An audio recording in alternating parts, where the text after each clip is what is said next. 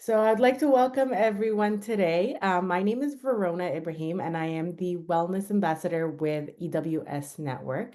And I'm super excited to introduce Janice Hutton today.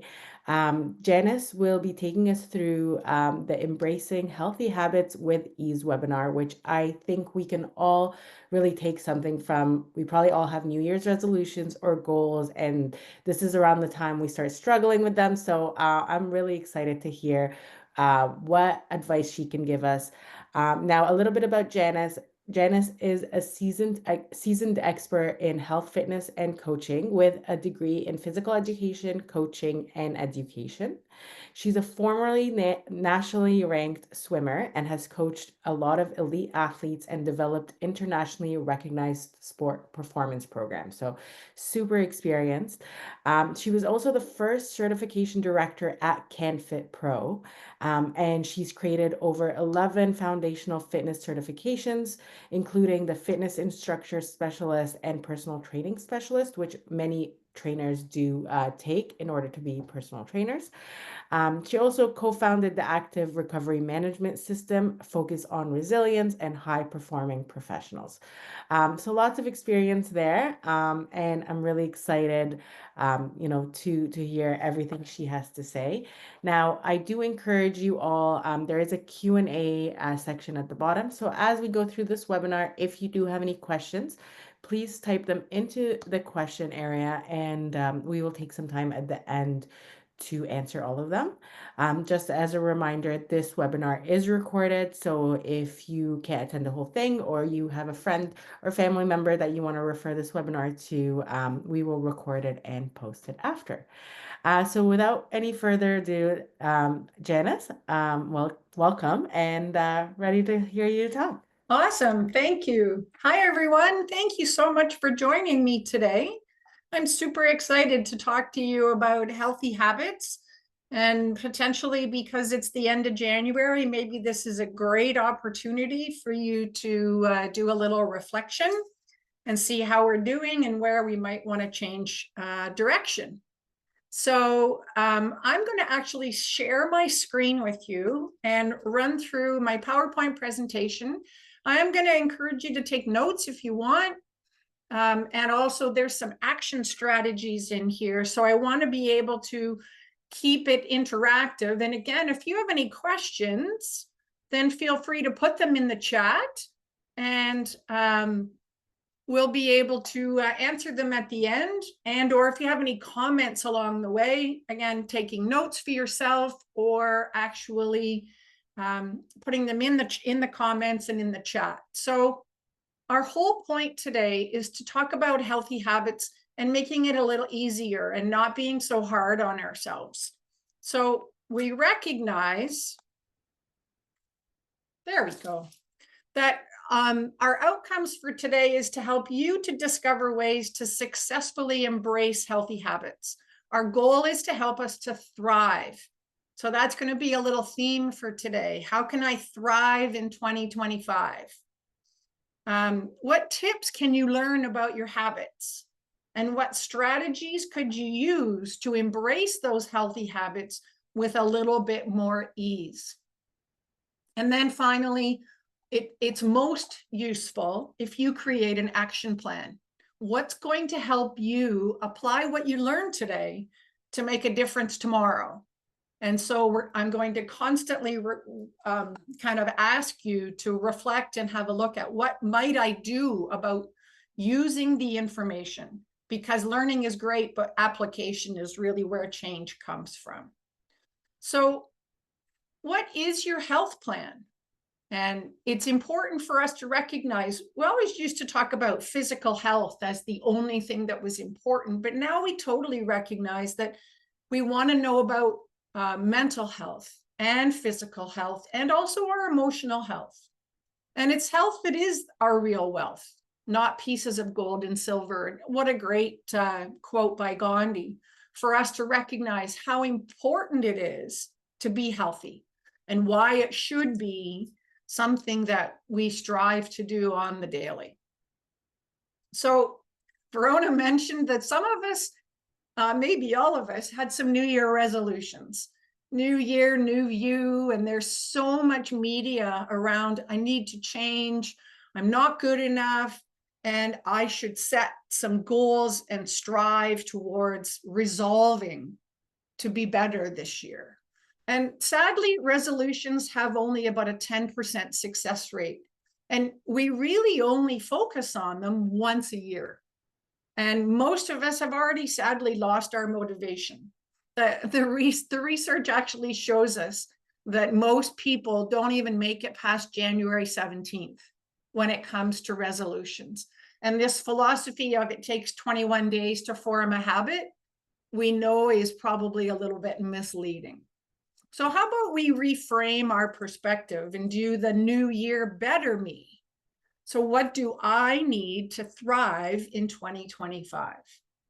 So we're going to discover a better system to upgrade your health by choosing healthy habits.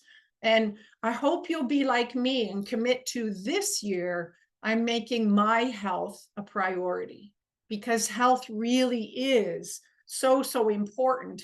And if we don't take care of it, we all of a sudden know that we're in a situation where we are struggling to recover it. So it's important for us to recognize how powerful our habits really are.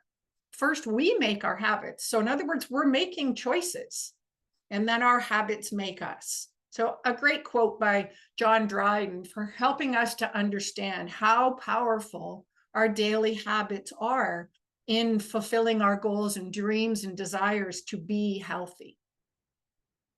So what exactly is a habit? And the image here, of course, helps us really understand right away. Every day I brush my teeth, right? And so it's kind of in my morning routine. It's an acquired behavior. And we do it so often that it becomes involuntary and automatic. Well, in this case, it's an electric toothbrush. So back in the day when we used to have a manual toothbrush, we probably didn't brush our teeth as long. But my electric toothbrush, oh my gosh, it goes 30 seconds in each quadrant of my mouth to make sure that I get my 2 minutes in. So it's kind of interesting. I don't really have to think about brushing my teeth anymore because I've done it so often.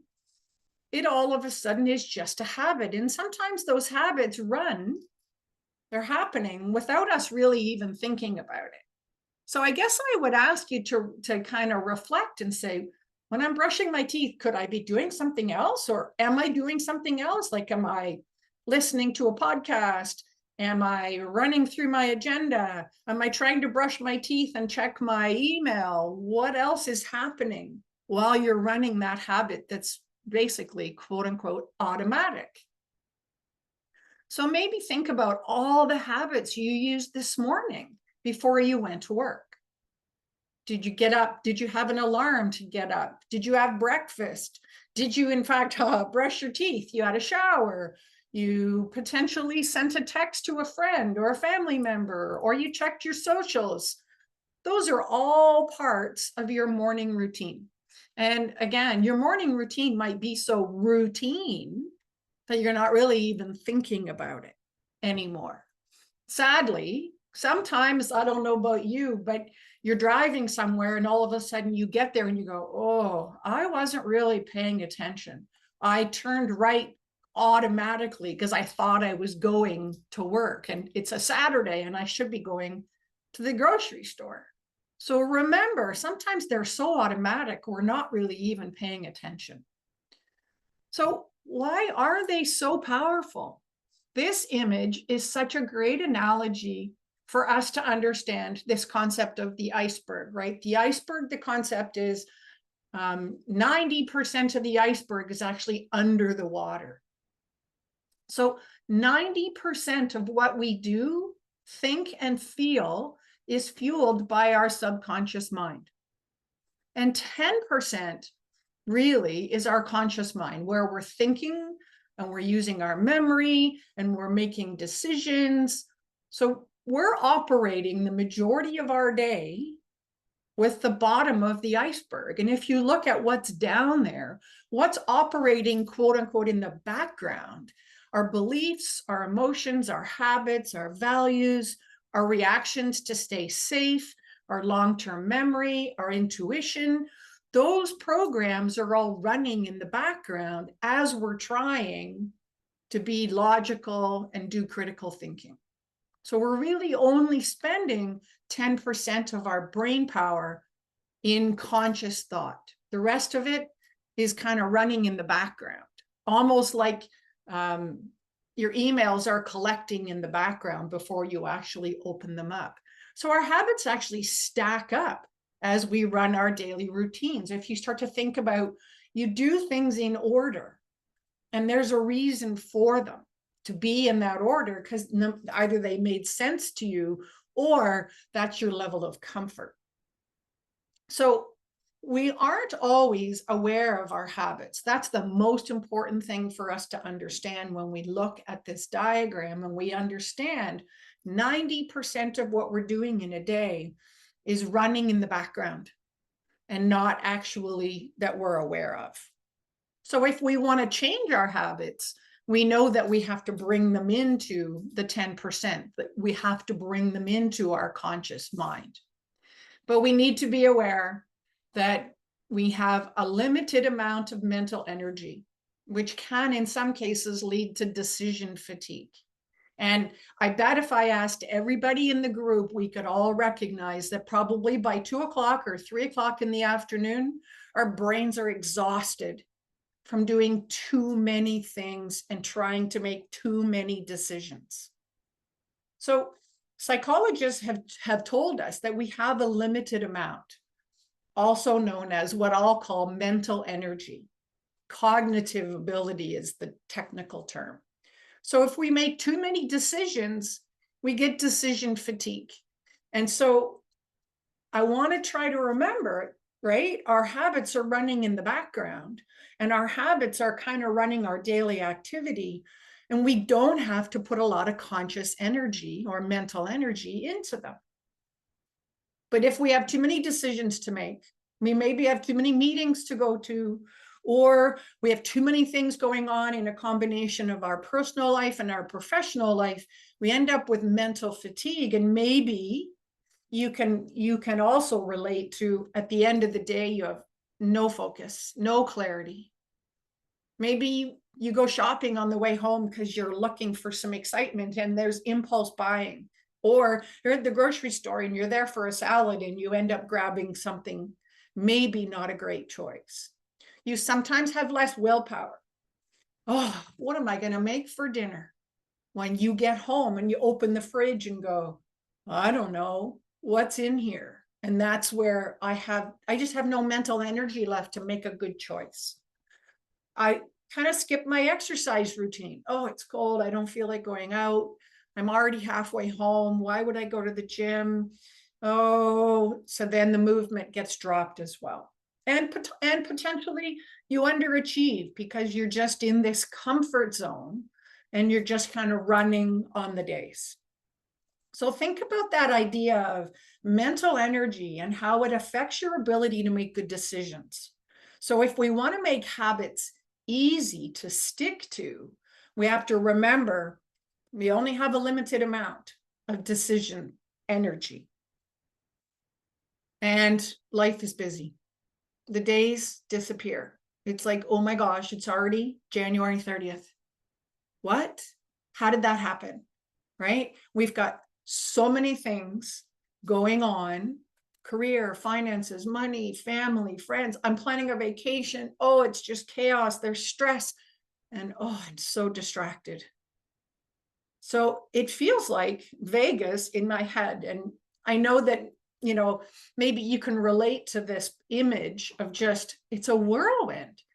It's so busy. How do I ever have time to make a change or to even focus on being healthy when I've got so many other things going on? So we've got to find a way to clear the Vegas in my head and get focused on making good choices with the amount of mental energy that we have. So why is change so challenging? Well, I wish it was so easy as I would say, oh, just follow this yellow brick road. In other words, just follow this pathway and it will get you to the Emerald City where you want to be.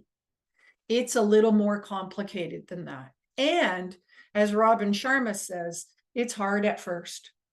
It's messy in the middle, but at the end, it's amazing when you're able to make a change and you start to feel better. Then that starts to fuel your choices for more change when it comes to focusing on your health. So recognizing some of our limitations have to do with how busy life is and also how many choices we have to make in a day already. So here's another great analogy here of how helping us understand how do we manage change. So the last image I showed you was the iceberg, right? So this is actually quite interesting. This is actually an image from Jonathan Haidt, and the book is called The Happiness Hypothesis. And what we want to know is if you or I were to get on top of an elephant today, and the elephant decided it wanted to go one way, and we wanted it to go another way, who do you think would win? Can I actually redirect an elephant if I'm not the rider? In other words, I'm not the one who has conditioned the elephant, the subconscious mind. I have to be the one who's in charge. I'm the conscious mind, but I'm also taking charge of the elephant. And we know that elephants can be very well trained to do amazing things, but not if the elephant has, right, no leader. So remember, the conscious mind is actually what's in charge, and the elephant will run away. And we know that our subconscious mind will run away with us and lead us in all kinds of crazy directions if we don't manage change and we don't manage our day-to-day activity. So when change fails, it's actually the elephant's fault. It's the subconscious mind. And so we need alignment. We need leadership between the subconscious and the conscious mind. So our thoughts need to be leading our habits, our beliefs, our values, and our emotions. So that's kind of an interesting concept of understanding this wonderful symbiotic relationship between the rider and the elephant. But remember, the elephant can run rogue anytime it wants, and we know that happens. So here's another concept for us to think about, is this idea of refresh rate. So if we consider our habits to be our internal software or our systems for living each day, in other words, they're subconscious programs. So how often do we refresh our programming? And we know that our smartphones do it for us. Like you just get a message and say, operating system 18.13 is coming tomorrow. And while you're sleeping, it gets upgraded. And so the operating system that we run our life on, maybe it's outdated. Maybe your software needs to be refreshed. Same as you get virus protection on your computer, it gets done automatically, it scans in the background. And so we also want an optimized operating system. So it's important for us to recognize that we have to refresh how we're running our lives, and that we have to consciously choose as opposed to just let it run in the background. So how do we get an operating system upgrade? And that's really the whole point of this conversation today, is for us to understand how can we do this with ease. If we understand what's standing in our way, what are our limitations, how can we actually do this so that we are successful, so that we don't say, oh, I lost my resolutions, it's January, I give up, I won't do it again till next year.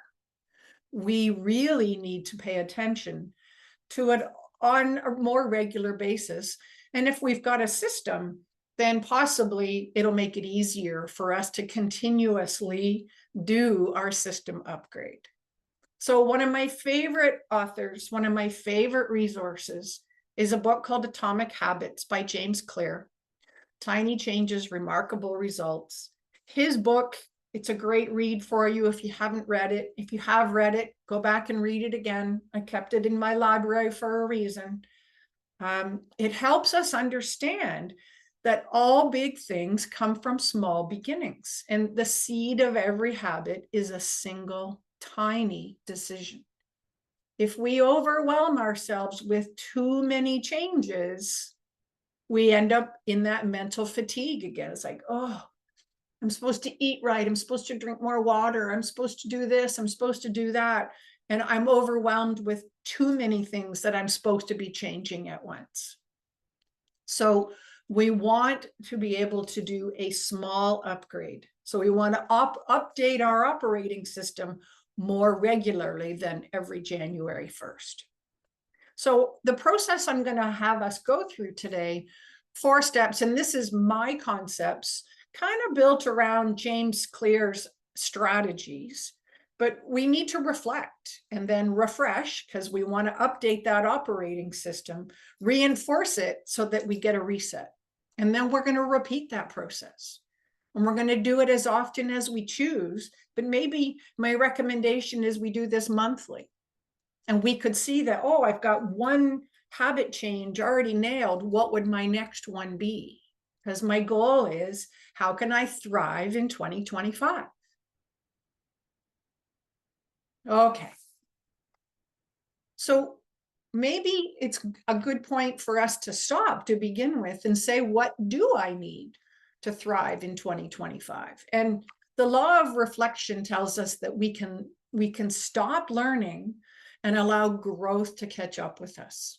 So what we're really trying to do is to stop this striving and this running and this racing, and we're going to stop and pause, and we're going to reflect. How am I doing? Put some awareness to, I'm curious, how's my health today? And then discover, maybe I could do things a little differently.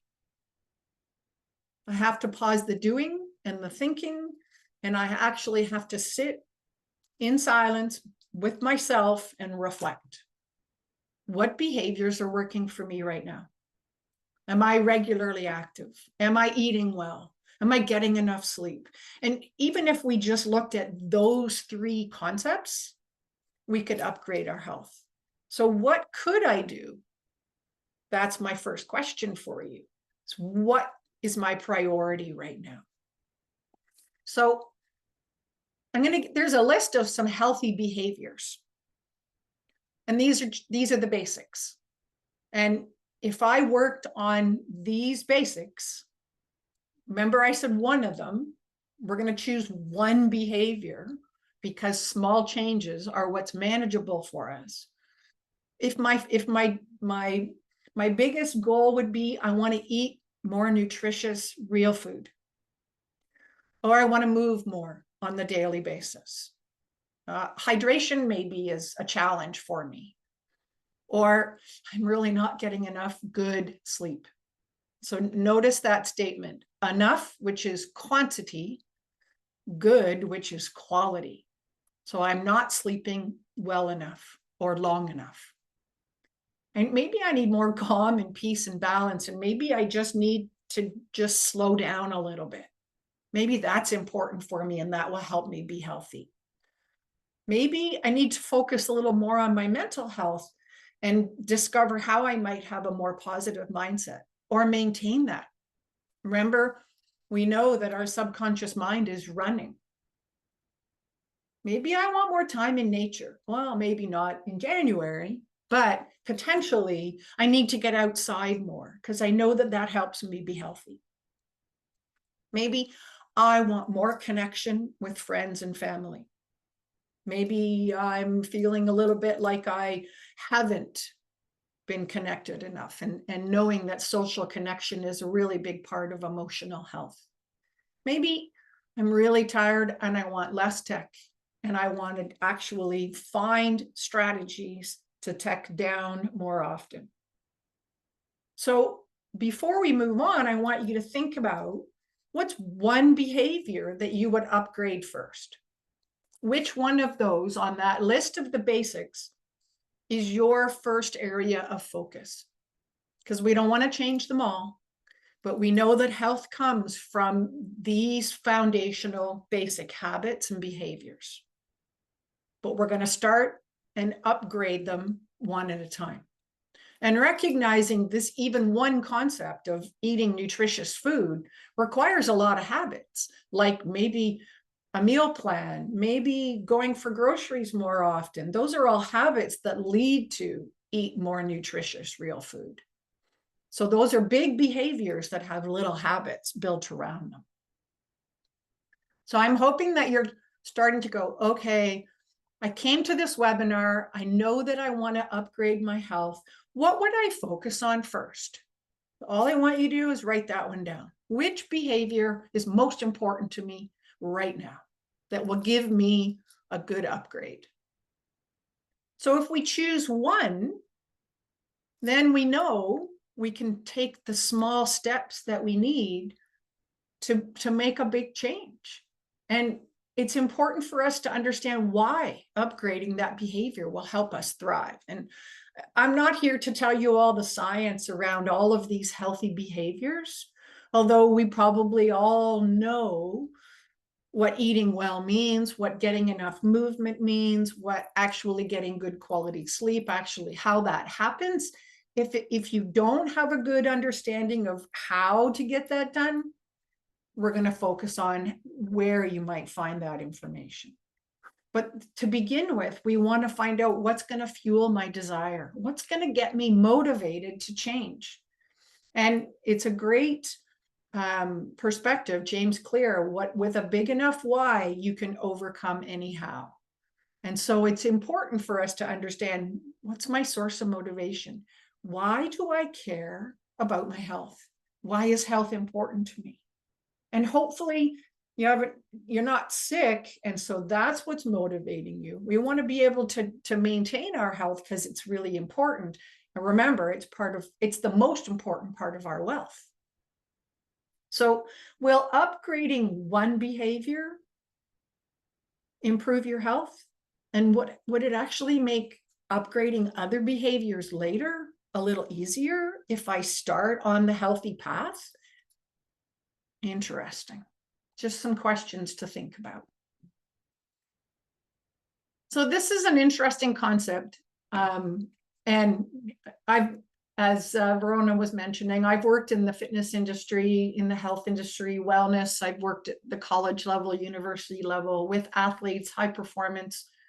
It's interesting, this concept of identity-based behavior compared to outcome and process goals. So what exactly am I talking about? So part of our upgrading our system, of our refresh, is understanding your identity. Who am I? I'm active, so I choose to move every day. It's my routine. Again, I just make the choices. For me personally, I plan my exercise at the beginning of the week, and I have all my workouts all mapped out. If you're a healthy eater, that's my identity. I eat healthy. I choose to plan my meals, and I choose to eat vegetables. So I'm choosing healthier food because my identity says I'm a healthy eater. You find it interesting. I used to have a job where lunch was provided. And so we could go into the lunchroom and we could choose anything that we wanted that was available. I always ate salad. First of all, because it was wonderful that someone else could make a fresh salad for me and I could choose all the ingredients and not have to do all the work. But someone said, oh, you must be on a diet. So, no, I'm not on a diet. I just choose to eat salad because it's healthy. Because I'm a healthy eater. It was part of my identity. It's part of my identity. I'm a reader, so I choose to read every day. Are you relating to any of these? Is this resonating with you about what part of your identity would you say, oh yeah, I'm a good sleeper, so I really focus on a good bedtime routine? So if we can choose the different things that are part of our identity, it's who I am. I'm an athlete, so I go to practice, or I practice on my own before the team and after the team. And we know a lot of pro athletes that are that disciplined because that's who they are. The other option is these outcome and process goals, what I want, so this is what I do. So for example, I want to be more active, so I'll walk today, but I might not do it tomorrow, or I might not do it again this week. But it's a goal that I have. And so this is the process in which I achieve it. I want to lose weight, so I'll eat a salad today, but tomorrow I might not. So it helps us, if you can see, the healthy eater chooses on the daily because that's part of their identity, as opposed to the person who's on a diet that says, today I'm going to eat healthy, but I might not for dinner. I might for lunch, but not for dinner. So if I'm a reader, I read every day. But if I want to read, then I read once in a while. See the difference between the identity-based behavior and the casual behavior. I need more sleep, so I'll just go to bed early tonight. So if I'm in this habit of having poor sleep and it goes on and on and on, then eventually I just give in and go, going to bed early. But that doesn't help me overall improve my behavior. So what is your new healthy identity? We go back to the behavior you want to change. If you want to change your activity patterns, then I start with, I'm active. I'm active means this is what I do, because this is who I am. So it's a very powerful way to shift your habits. Interesting concept. So I'm going to choose a healthy habit that now matches my new healthy identity. And I'm going to create that identity because I've made a decision that's the healthy behavior I want to upgrade. So if we choose one habit that embraces that new identity, every day I make a decision. What would a healthy eater do? What would a healthy eater have for lunch? Well, I would make my lunch and I would bring it with me so that I knew that I had veggies and that I had hummus, or I had a sandwich that was healthy. What would an active person do? Well, I would walk before work, or I would walk at lunch. What would a meditator do? Well, I'd get up early and meditate in the morning. So keeping in mind that once I form this identity, it's who I am, this is what I do, then the behavior becomes much easier to maintain. So we have to look at this concept of choice. The beauty of being a human on this planet right now is that we have choice. I choose to live by choice, not by chance. So lots of people go through the day of just, oh, what do I feel like today? And they'll eat what they want. They'll do what they can. And so that's more of a life by chance than a life by choice. You choose to be motivated, not manipulated. Oh, what's everybody else doing today? Oh, then I'll do what they're doing. You choose to be useful, not used, to make changes, not excuses, to excel, not compete, choose self-esteem, not self-pity, choose to listen to your inner voice, not the random opinions of others. So now that we're understanding where our thoughts and our behaviors are coming from, we know choice happens consciously as opposed to the subconscious programs that are running in the background. So I need to have more power over my choices. So is this new identity going to be important, and will it help you thrive?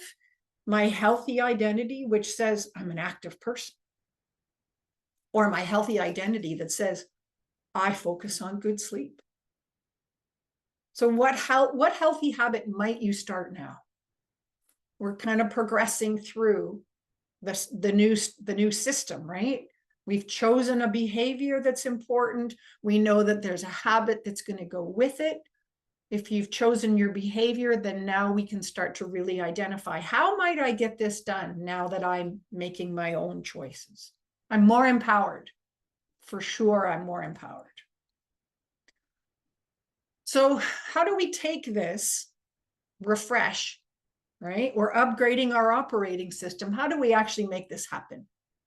So we're going to make a conscious choice to add our new habit into our day. So maybe my conscious choice is I really want to improve my mindset. So I'm going to get up 10 minutes earlier and I'm going to meditate. But I don't know how to meditate and I don't really know what am I supposed to do. Then all I want you to do is find a resource that will help you get started. And you're going to do it for 5 minutes. You're going to get up 5 minutes earlier, not an hour, not a huge change. I want a little change. But remember, you're going to have to use that mental energy to add that new habit into your day because everything else is running in the background and you're going to have to add it in to what everything else that's happening, whether it's your morning routine, your lunch routine, your dinner routine, your bedtime routine. You're going to have to add it in consciously, making a choice. So you're going to separate it, right? Set an intention. I will perform my new habit at this time and this place tomorrow. So if it means I want to be a healthy eater, it means maybe I make my lunch the night before. It means that I go to the grocery store and I do meal prep on Sundays. And I have everything ready so that I don't really have to think about it too much. I make a conscious choice to do it, and then it becomes part of my routine. Live every day with intention. So you're going to set an intention. I intend to do this. So how do we reinforce this? Because what's important, the key here is to make it easier. Embracing healthy habits with ease is intriguing. It's like, oh, it just feels so challenging. And now that we know what really is the root cause of making healthy changes challenging, we're going to start with maybe stacking our new habit with a habit that's already in your routine. Make my lunch before I watch Netflix, or say my affirmations while I brush my teeth. So again, I'm going to stack it, something new with something I already do. So that's a really cool concept, that habit stacking. You did any kind of research on that, you'd find it's really valuable for making it easier to change. How about making my new habit enjoyable? So you can find a friend or a family member to walk with at lunch. I want to be more active, find somebody to do it with. I want to be a reader, I want to read more, join a book club. So try to find some way to make it more enjoyable. It's part of the reason why people go to fitness clubs is because they want the social interaction. So that might make your new habit more enjoyable. How do I stack it and how do I make it more fun? Those are some great questions to answer. How about keep it simple? I mentioned earlier, today I'm going to meditate for 5 minutes. Not 50, not 15, just 5 minutes. Oh, I'm a healthy eater, so I'm going to add 1 new vegetable to my dinner. I'm going to replace my French fries, which are a vegetable, but maybe not, with broccoli. Okay, that's a bad exchange, but you get my point. I want to add something new to my dinner routine. Change your environment to support your new habit. So these are great strategies. Pack your gear, put it beside your car keys. Well, I'm going to yoga tomorrow. When I get up in the morning and I grab my keys, I grab my bag, it's already done. I don't have to think anymore. I've already made the choice. And so now my environment says, I said I was going to do this, I'll do it. Take a big, new, fun water bottle to work. And the one that I posted on here, I quite like. Of course, I talk to myself. Every once in a while, I want some expert advice. So whatever it's going to take to make the environment easier to stay hydrated, then I have a big bottle as opposed to a small one. Or if I want movement and hydration, I get up and move because my watch tells me time to get up. And then I go to the fountain and fill my water, and then I've made them both easy. So again, how can you make it simple? The key to making it simple is one habit, start small, and then add a little bit more. How can you change your environment to support your new habits? So maybe that means getting rid of all the junk food. Don't buy it. Don't bring it in the house. And then you won't be tempted to eat it. So I'll change my environment and I'll bring in vegetables instead and snackables, those ideas. How can I, again, remember to keep it easy and keep it simple and make it stick? Don't wait to be broken to make the choices that you need to make. If you were going to live by choice and not by chance, so many people get motivated when they get sick. Oh, I should change this. So we know that consistent, great daily habits keep us from getting sick, both physically, mentally, and emotionally. So choosing on the daily makes you more empowered and you're taking charge of your health. Making a lifestyle change really requires mental energy, focus, and resolve. So we are aware that we only have so much. So we want to make sure that we have alignment, right, between our beliefs, our subconscious behaviors, and our choices, those conscious decisions that we make. Remember the elephant. I want alignment between the rider and the elephant. I'm making good choices, but not too many of them. And so I need the right mindset. It's important to understand that we actually see the world through a negative lens. And we have this primitive brain, 2 million years old, that's not really designed to make us happy. We're actually wired for fear and for worry and for stress. We're wired for survival, because back in the day, we had to worry about making it as a hunter and gatherer. So if we follow our survivor brain, we feel bad a lot. We have a highway to negative and a dirt road to happiness. So it's important for us to manage that subconscious brain that 90% of our daily routines are run through. So this is such a great picture, but it's so important for us to understand that thanks to our primitive brain, our subconscious mind is filled with lots of automatic negative thoughts. And the researchers call them ants. It's also been called the monkey mind. All right. So the monkey is goofy and crazy and running around and chasing after whatever is random, like shiny things. Same thing happens with ants. So we have automatic negative thoughts, including, I can't do math. That's so stupid. So we've got the blame ant, we've got the label ant, we've got the fear ant, we've got the angry ant. Maybe we've got the embarrassed ant. Any of those types of automatic negative thoughts can show up on the regular. And part of our role in getting alignment between the rider and the elephant is keeping the elephant moving in the right direction and helping us quiet down those ants. And first of all, be aware that they're there and we can't get rid of all of them, but we do need to manage them on a regular basis. That's part of the mindset portion here. Healthy habits reinforce our mindset and help us manage our ants. We feel good about ourselves. If I eat well, I sleep well, I get enough movement, I feel good. I make better choices. Our healthy identity helps us make better choices so that we live in alignment with who we want to be. And that mindset helps us stick to our healthy habits. So each day, tell yourself, I believe in myself, I matter, I'm making progress, I'm successful, I'm loved. Every day we do stuff for our physical body. Please make sure you do things for your mental and emotional health as well, especially by managing those automatic negative thoughts.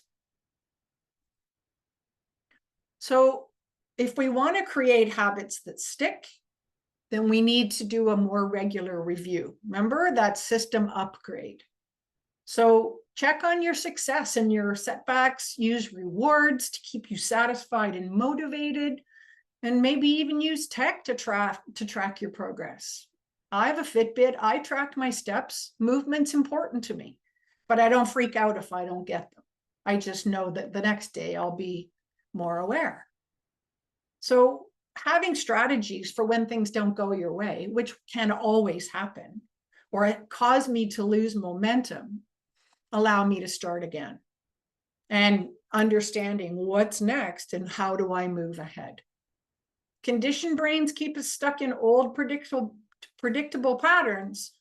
So are you on autopilot? Are you just kind of running through your days and not making conscious decisions? Because we know empowerment means choosing healthy behaviors. So recognize, this is a great quote, you're caging a tiger that's controlled your life. It will shake the bars, growl, threaten, and cause disturbance. I promise this period will pass and you will stand firm. It will pass. In other words, it's challenging getting started. So always being aware, do you have a plan? Are you ready to start? Where do I start? And how do I continue to fuel that plan? So not once a year, healthy resolutions, but on the regular, maybe weekly, at least monthly, having a look at your operating system to see how you're doing. And recognize that we're all a work in progress. We're all under construction because life changes so quickly, and we really have to just kind of go with the flow more. All right. Daily reflection. How did I do today? Did I do okay? Well, no. Well, that's okay. Tomorrow's a new day and I can start fresh. So we want to create some strategies to help us manage change because, oh boy, life is constant change. You want to build your inner warrior, be strong, kind, authentic, and vulnerable, but recognize that all kinds of things are going to pull you off, right, off your path. And so be prepared for things to go sideways and then get back on track. And the most important thing to remember is you're just in the process of becoming the best version of yourself. And that is a process, which means I never get to 100% healthy, but I always work towards the behaviors that might get me back on track and keep me on track, because I decided 2025 is my year to thrive, and healthy behaviors is what's most important to me. So I'm hoping that after we've walked through some concepts and some strategies, that maybe now you've got some ways to embrace healthy habits. Again, how can I thrive in 2025? What kinds of things do I need to upgrade? What's my new healthy identity? And I need to have alignment between my rider and my elephant. I need to be aware of the choices that I'm making, and I need to use what limited mental energy I have to make small, easy, enjoyable choices so that my outcome is each day I do a little bit better. So maybe you got some new helpful tips about where habits come from and how to, quote unquote, upgrade our software, because we need a system to be able to manage how we're running our lives. And what strategies might you use? So we talked about a few. Keep it simple, keep it small, stacking your habits, change and look at your identity and wrap that around the behaviors. And we also know only a little bit of change at a time, because we're also accommodating change at work, in family, with relationships, financially. There's change everywhere. So we want to manage the amount that we're exposing ourselves to. And last but not least, an action plan lets you take concepts that you learned today and actually apply them to what you're going to do and what choices you would make tomorrow. So I hope you found that useful and interesting, that we really want to make some decisions about embracing healthy habits coming into this year. And, it's so important, this whole idea of New Year's resolutions. Let's resolve to not. Let's resolve to do it on a more regular basis, and recognizing that, upgrading our operating system requires our mental energy. But if our health is important, then we will do it. And we'll do it on a more regular basis than just on January the 1st. That coming February 1st, because it's coming up, right? Another month end, a month begin. It's a great time to do a little reflection and say, how am I doing? What would I do differently? And what can I focus on for the next 4 weeks? All right. And hopefully that you got some good ideas, and you got a little action plan to go with it. Awesome. Thank you so much, Janice. That was really, really great. I You're know I'll so be taking welcome. some of these tips and making an action plan. So that was really great. I am opening the questions. I don't see any right now, but I'll wait a few minutes to see if anyone has a last minute question.